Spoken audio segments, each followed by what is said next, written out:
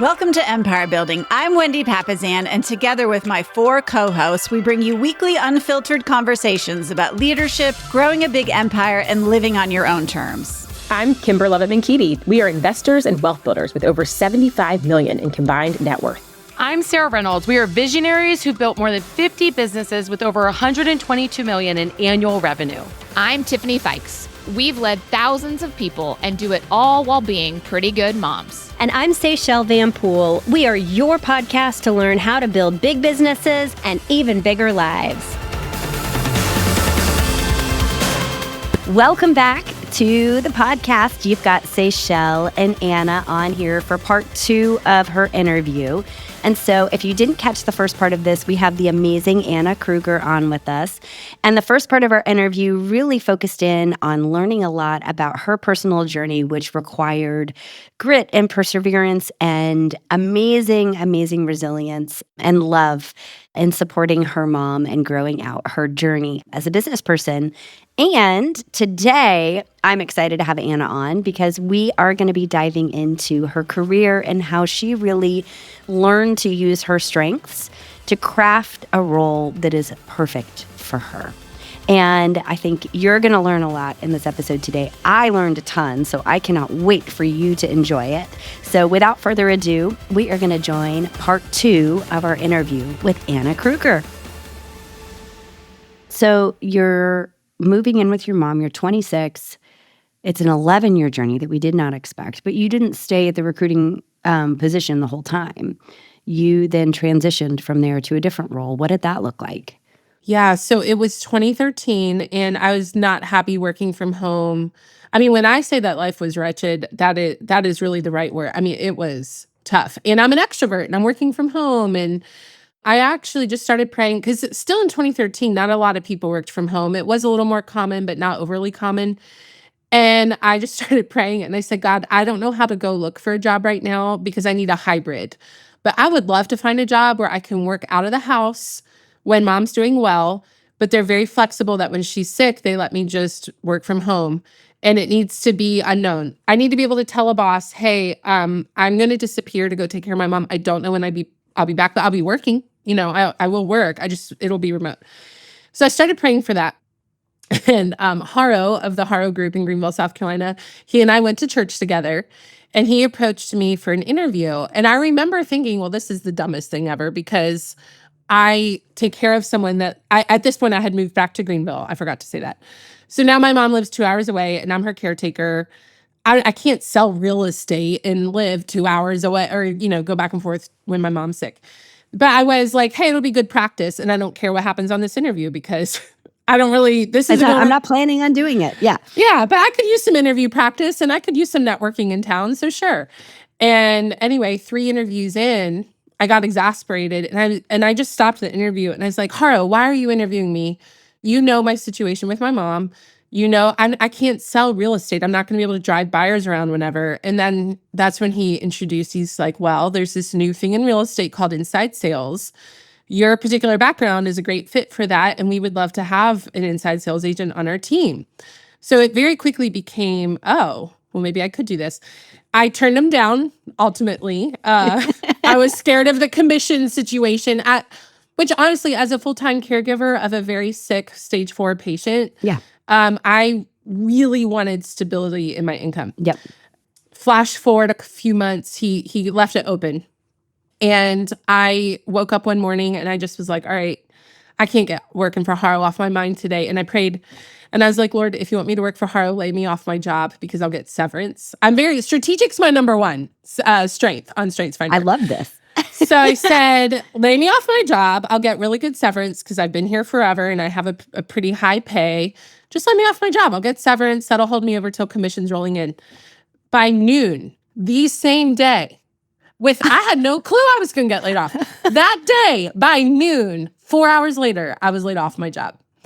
And I called Haro. My whole team got laid off. My whole sales team got laid off. Oh my gosh. And I called Haro and I was like, hey, I've got a job offer. Is that still open? And I started the next business day. And that's how I got into real estate. I would call it accidental with Hara was purposeful. For me, it was more accidental. And now I am so thankful that he pursued that with me. That is amazing. I did not know that story. Well, and you were saying too, like when things get hard, you pray and then do the next thing. Yeah. And that's like the ultimate. Yeah. Right there. That was the definite praying and do that. That's like my life motto is just pray and then do the next right thing. Because when mom was sick, I'm a big cast the vision future person. And when mom was sick, it's like, okay, well, I mean, it was depressing. If she lives, I'll do this. If she dies, I'll do that. I mean, that's depressing. So I actually had to stop vision casting too far because it was really bad for my mental state. And I just landed on, I'm going to pray and do the next thing that makes sense. And then I'm going to pray and do the next thing that makes sense. And that is really, truly how I got into real estate. Yeah. I love that so much. So then you and Haro become a match. Did it like instantly click, or did you guys like, there's a lot of people that are trying to figure out inside sales or that are trying to figure out how that works. You were brand new in, this role was not fully baked, I'm sure. You probably knew what you were doing, but on the real estate side, a lot of people hire inside salespeople and then they're like, do the magic thing. I don't know. How was that your experience, or did you guys kind of start clicking right away?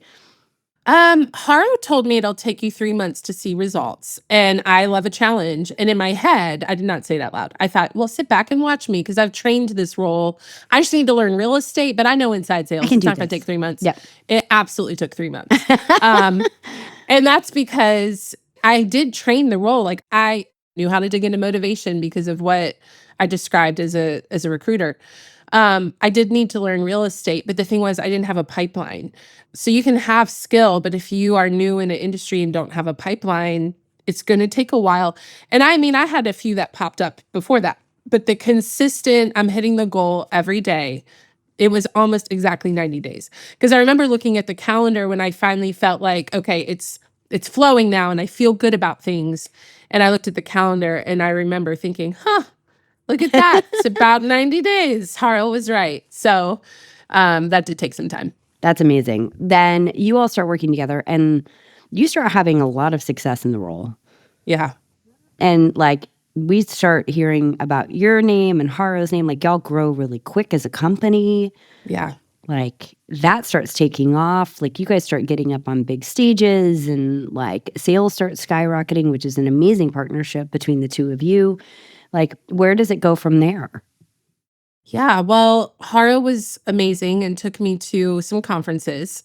And I just started noticing when I said inside sales agent or ISA for short, I would notice people around me would all turn. It was like they heard, even if they were in a conversation, it's like when you're in a restaurant and you hear the word real estate, if you sell real estate, you just hear it. And people would like stop what they were doing and turn and start asking me a million questions. And this was probably about a year and a half into the role. And I had so many people asking questions that I realized there's an opportunity here because I'm getting the same questions all the time. And my teacher heart is, I've been a trainer. I've taught this before in another industry. So I told everyone, and this is a nod to Haro teaching me to be very fierce about time blocking. I knew I couldn't help all the people that wanted help. So I said, look, I will start a Facebook group. And if you want help, post your question in the Facebook group. And once a week, we'll do a call. This was before Zoom even. I said, we'll all dial into the same number. Here's your PIN for the phone number. And 30 minutes on Mondays, I will answer any question you have, or it's the Facebook group. And that's what I got to give you. And I just said, I still have lead generation to do. Yeah, I still have a business to run. Yeah. And I also knew, because Haro had taught me a lot about leadership, that how if I abandoned my time block, I was teaching everyone asking me questions to abandon their time block. So I realized I need to model this. And so it's this time for 30 minutes once a week. And I did think to myself, if I do this long enough for free, maybe I can get paid to do it someday. And so there was some of that in my brain as well. And that group quickly grew to 6,000 people pretty quick. And cool. Very quickly after that, I went to Haro and shout out to Haro. I just went to him and said, I really want to coach. I really want to teach. That's my passion. And what do you think about that? Because it would affect him. It would mean I'm stepping away. And he was very supportive. And soon after, started coaching and training funny enough, I thought I would coach just inside sales agents, and the coaching company I partnered with overnight sent me 10 business owners, and all of them had teams. And I had this moment of like, I signed up to coach this one specific role, and none of them are that. And I remember talking to one of the leaders on my team, and they just said they believed in me. So this again speaks to the importance of having someone believing in you is so important. And again, that's why I love the ladies of this podcast. You guys have been huge for me, and I just so appreciate you. And they just said, Anna, you can do this. It's asking questions, and you know more than you think you do. And I was like, okay. And I just borrowed their confidence, and I've been coaching ever since. I love that. What I love, though, is you have designed the coaching world for you on your terms. Yeah. And you figured out how to scale this to where you can do it and live the life you want to live too. How do you do that? Because I think a lot of people think, okay, well then I'm just going to go coach 48 weeks a year, and I'm going to take on X number on a roster, and I'm just going to do that forever. Yeah. You figured out with your number one strategic strength, which, by the way, Anna is certified with Gallup StrengthsFinders and Strengths. She's a certified coach for them. What are your top 5, if you don't mind me asking? So pro tip, I remember them from an acronym. So SMACKY helps me remember. Okay. So strategic, maximizer, which means I like to improve things, maximizer, activator, communication, individualization. Those are my top 5. And to answer your question, I didn't know at first. At first, I had 40 coaching clients, and housed in my top 10 strengths is adaptability, which means I like spontaneity. I don't like to be locked down and trapped, is what I would say. And I realized pretty quickly as a coach, I really love the people I coach and the work we're doing and the projects we're doing. I can't stand my schedule. So it had nothing to do with the people and the work we were doing. It was the schedule. Yeah. So it was really strengths that helped me figure out how to craft this, because I hired a strengths coach. I am one now, but at the time I wasn't. And I said, I'm about to leave a job that I started. It's my own business. I did it to myself. Yeah. And I'm about to leave it. And I just said, I'm really unhappy. And I don't know if I have a contentment problem or if I'm just not in the right role. And, there's a lot of things in business we can look at. We can look at conversion rates. We can look at a profit and loss statement. How do I measure my mood? Joy or happiness, right? Or fulfillment. Yeah. Yeah. So the strengths coach, I hired him for 5 sessions, and it was about the 3rd one that we figured it out. And I realized I love pouring into people and I love helping them grow. I do not like the schedule of a full-time coach. And so that's when I really started focusing on group coaching and training, because I'm basically doing the same thing, but just it's a lot more time freedom. It's a lot more, the ripple effect is very energizing. I can impact more people now on a group call. And I still do some one-on-one and all that. But StrengthsFinder was truly the thing that helped me figure out, how do I craft a business that I love? Love that. And honestly, meanwhile, we haven't said this, but I'm still taking care of mom this whole time. Yes. And so it also gave me the freedom of, hey, I could actually be with her more. We could go on more trips and all that if I am not sitting in a chair coaching 5 days a week. And that was a big motivating factor too. I love it. And you fiercely protect it. Yeah. Which I think is really fantastic too, is you have been very good with developing boundaries, something that took me a lot longer to figure out. But you have really worked fiercely to protect your personal boundaries so that you can live the life that you want. And it takes an amount of discipline and strategic thinking to figure out what tools and what systems can I put into place so that I can have that. And I think for anyone listening, that's something Anna didn't say when she was just talking about this, but I think you should read into a little bit, because I think that's a superpower that you have, that you did really well. Well, thank you. I will say one of the and it feels funny to word it this way, but it is intentional. One of the gifts of walking with my mom through cancer is I realized what matters and what doesn't. And I love to work. I love to be productive. For never wanting to be a business owner, I love business. And it's not the one most important thing in life. Relationships are also very important, and that's where that comes from. It's something else I want people to hear. I have people say to me, or if somebody meets me new in my friend group here in town, they'll say wow, you're so lucky, because they see me travel, or I work 2 to 3 days a week max. And they'll make comments like, you're so lucky, blah, blah. And I heard a quote once and it said, "Don't judge me based on the chapter of my life you walked in on." And I often think if they could have been with me for the years that I mean, there were days, and I'm not saying this in a like poor me. I'm saying this for perspective for people listening, because it's easy to see people that are doing things that they love and only see the positive side. But whenever somebody's like expressing envy or whatever, I think, had you just walked with me when we were going to the ER every 2 weeks, or there were days I was coaching and no one knew it, but I was up all night handing my mom puke buckets and checking her blood sugar every few hours because it was too high from steroids from chemo. She had multiple near-death experiences, and I struggled with depression. There was one point, I don't know if I would call it suicidal. I don't know like what point you're actually suicidal, but I had gotten to the point where I was like, if somebody, if I'm in a restaurant and someone walks in to cause violence, I might not duck. Like that's where I was in my head of, I don't know if I want to be here anymore. This is too hard. But honestly, it was also because of those experiences that I'm now able to do, like, because I had to take care of my mom, and I chose to take care of my mom. You chose, and it's also, you were the only child, and she's a single mom. So you chose to step up as the child, but you could have made a different decision. I mean, I could have. You could have, which would have left her in a really hard spot. So yes. But the thing is, and this is a big thing I really want people to hear. When I was in the season of life feeling like I fell down on the racetrack and everyone else is continuing and I'm left behind and life is messed up. And I remember thinking, I wanted to be a speaker and a teacher and I'm selling over the phones. This makes no sense. Which, if you know what I do now, it makes complete sense. But at that time, I didn't see the future. Yeah. And I thought God had forgotten me and I was angry at God. And I did the math one time, and while I was taking care of my mom, I racked up 11,200 hours of phone sales. And they say it takes 10,000 hours to master something. And I remember the day that the coaching company approached me about I actually approached them to coach with them. I went after that and approached them. And I remember the day they called and said, "Let's do it. Here's what the terms would look like." I remember exactly where I was sitting. And I remember this feeling of, oh, it all makes sense now. And it's like my whole perspective changed of all those years that I thought God forgot me and my life was off track was actually preparation for a future that's better than I could have imagined.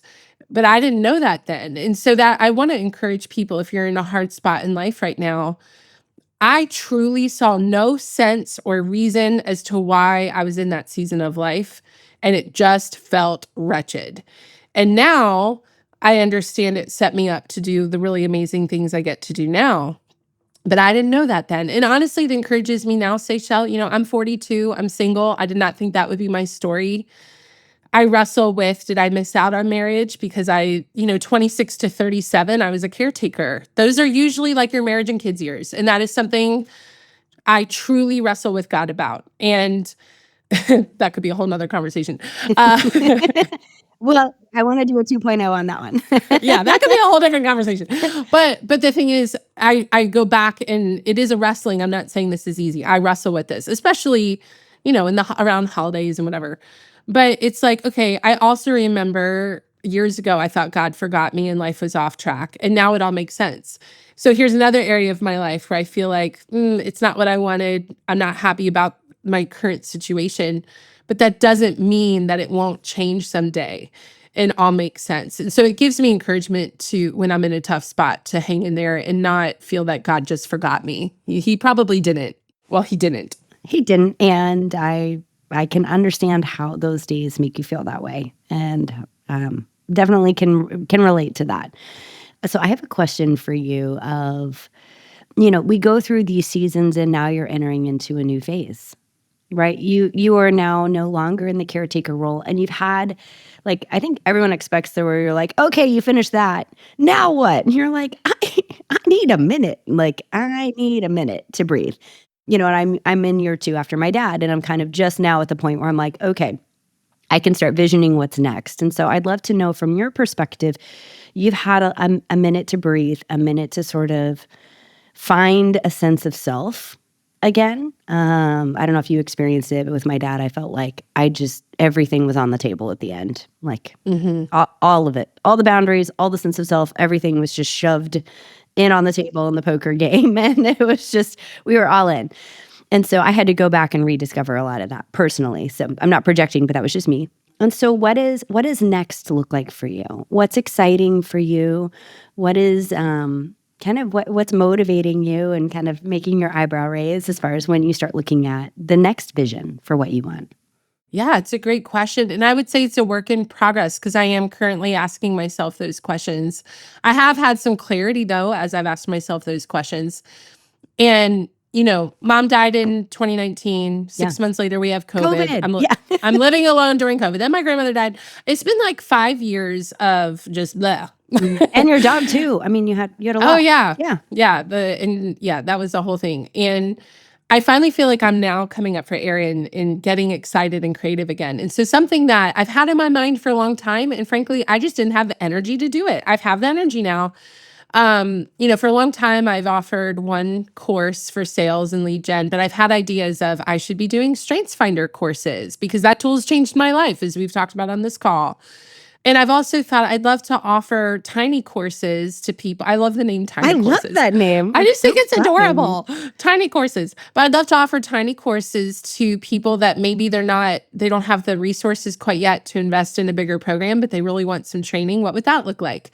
So I've been launching tiny courses on micro subjects, a StrengthsFinder course that people can engage with, and really just building out different things. And one of my hopes in the future, honestly, is to have more conversations like this. In my heart is motivational and inspirational speaking. I want to tell more of the story. And I feel like for years I've talked lead gen, lead conversion. Yeah, you got put in a little bit of a box. Yeah. And I want to keep talking about those things.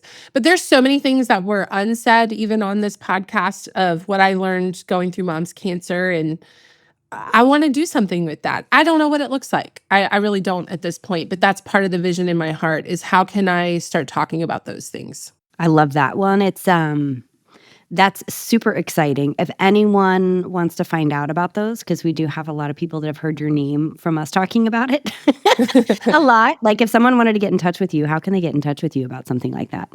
Yeah, the best place would be my website, sparkingprogress.com. And on there, they could find ways to contact me. They can see different programs I offer. You can email me, Anna@sparkingprogress.com. That's the place to find me. I love that word, spark. Yeah. You know where that came from is what do I want to name my business? What are my strengths? Sparking is activator. And progress, strategic, has to see progress. And that's my number one. So the whole name of my business came from strengths. That's how passionate I am about it. I love that. I'll make sure if you're listening to, we're going to put this in the show notes for you as well, so that if you're driving, don't try to write and drive. We'll put it in the show notes as well so that you can find Anna. But it's so powerful. I love that you're taking this into more micro too, because it's going to open up accessibility for so many more people. So I love that even in the midst of you're chasing joy, you're thinking about how can I reach as many people as possible with a ripple, and how can I make that happen? So I love that you're sparking progress for more people with it instead of just people that can only afford, a top end price point, which is important too if they want more intimate or engaged stuff as well. So it's kind of a good intro in. Well, I know what it's like to have no money. Remember, I was a Christian school teacher. I brought home $500 every 2 weeks living in Baltimore. So my heart thinks about that. What about the person who doesn't have the resources to pay for a larger, a more robust program, but they want something? And I'm really excited to be able to do that now. I think it's a lot of fun. I absolutely love that. Okay, so I've been bending your ear for a while, and I love this because this is I could talk to you for another 12 hours. So we're probably going to have you back on. But I want to leave with one question, which is you have been through a lot of highs and a lot of lows. And something that I'm curious about is you have an intense, amazing amount of grit in your inner being. It's part of your fiber of who you are. So if you were talking to someone right now that might be on the edge of is this worth it? Can I do it? Maybe I should just quit. Maybe I should just go do something else. How do you keep going when you really want to quit? Oh man, that's a great question. There's two things that popped in my head. And one, I think it's knowing yourself, right? And this probably goes to my individualization strength, but we all are unique. So what works for one person might not work for another. But I would say look at what's the time in your past that you also wanted to give up, and how did you proceed through? Like what was your strategy? How did you proceed anyway? Because there's probably clues in your own past that could help you with that. And I would say the two practical tools that help with grit are, for me, there's a book called Living Forward. I love that book. You can get it on an audiobook and listen. And it's the idea that people spend more time planning a vacation than they do their life. It talks a lot about drifting and how if you're not clear on what you want, you can easily drift. And that might not seem related to grit, but for me, when I'm clear on what I want, why I want it, what values it taps into, which that book walks you through all of that, Living Forward, it makes it a lot harder to walk away from something because you know why you're doing it. It's that motivation. It's personal motivation of the why. So for me, that helped. And then also StrengthsFinder, because for me, I probably would have given up if my strengths coach hadn't helped me figure out how can I approach my career in a way that makes sense for me. And I totally changed my approach through strengths. And I'd love to say it's grit. I think a lot of it was also just strategic of what tools do I have? That's what your strengths are. What tools do I have? And how can I approach this in a way that's more helpful with my strengths? So I think it's clues from your past. What did you do in the past that worked for you? Getting clear on your why, which Living Forward can help you with that. And then getting clear on the how, which I think StrengthsFinder can help you with that. And even some of the tiny courses on Sparking Progress will tap into those things as well. And I'm not saying that as like it's just, I'm passionate. You should go check and them that's out. where, yeah, I know. That's where the resources are. So, because I'm passionate about it. Yeah. That's why. I love that. And for all of you listening, can you see why we're so obsessed with Anna? I mean, for real. She's amazing. My friend, I cannot thank you enough for coming on with us today and just blessing us with this crazy amount of knowledge you just dropped. Some of the things I wrote down that I took away from you are ask for what you want, get creative and lean into your strengths. Don't be afraid to try new things, even if you think you're going to hate them. Look for God's kindness. Pray and do the next right thing. Be patient and follow the plan. I love this one. Don't judge me based on the chapter of my life that you walked in on. And my favorite one to end on is, if anybody can do it, you can. So I love you, my friend. Thank you for today. This was so good. Thank you. I love you too. This was a lot of fun. And truly, I have such deep gratitude. And I know a lot of the listeners probably feel the same way, because what you ladies have done is helped us understand the importance of community. You have Empire Circle. Like, you guys do a lot of things to bring people together. And pretty much everything I've shared today wouldn't have been possible without the community around me. And that's what you guys create for people. So thank you. Thank you. And the ladies who aren't here today that also host, I'm just so thankful. They're pretty amazing. So it's a fun journey we get to all be on together, isn't it? Yeah. Awesome. Well, y'all go out there and build your big business and even bigger life. Bye, guys. Bye.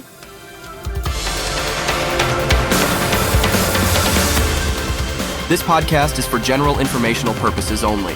The views, thoughts, and opinions of the guest represent those of the guest and not KWRI and its affiliates, and should not be construed as financial, economic, legal, tax, or other advice. This podcast is provided without any warranty or guarantee of its accuracy, completeness, timeliness, or results from using the information.